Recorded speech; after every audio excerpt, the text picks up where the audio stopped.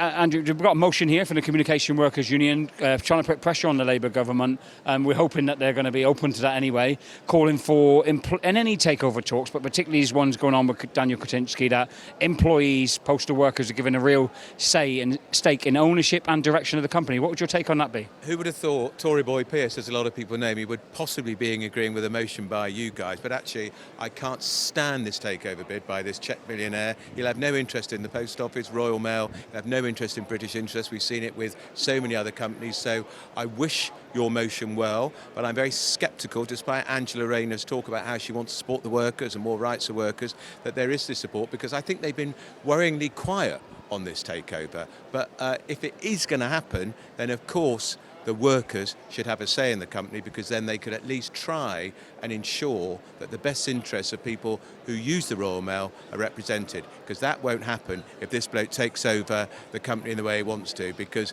it's not about money, it's about the people who know the industry, and he doesn't know anything about it. So good luck with the motion, but I'm a sceptic as to whether it will happen. Just two more questions if I can. One of the things that has been floated, we've heard from some sources, is that there may be the potential of the government tabling what they are calling a golden share. So they might be saying to Mr. Kaczynski or anyone else, the government retain a say in the company. So, for example, you can't sell it off to the Chinese. What would you say to that? Well, I'm all in favour of golden shares, and we used to have them in when a lot of the companies were privatised by Thatcher. There were golden shares, and a lot of those vanished because part of the EU competition law meant that foreign companies have to be able to bid for British companies. So, as a Brexiteer, that was one of the reasons I didn't like the EU. So, all in favour of the golden share, and the government should rush it through, because that might even deter the Czech guy from buying the company. Final question, because I know you're really, really busy, is when you think of your local postie, we say, like, Royal Mail has an unrivaled infrastructure. It has the biggest fleet in the country. It's the only company in the country that has a presence in every single community. They should be doing more. We could be checking on elderly people for a paid service. We could be delivering medication. We could be growing. We could be just shop front for government services.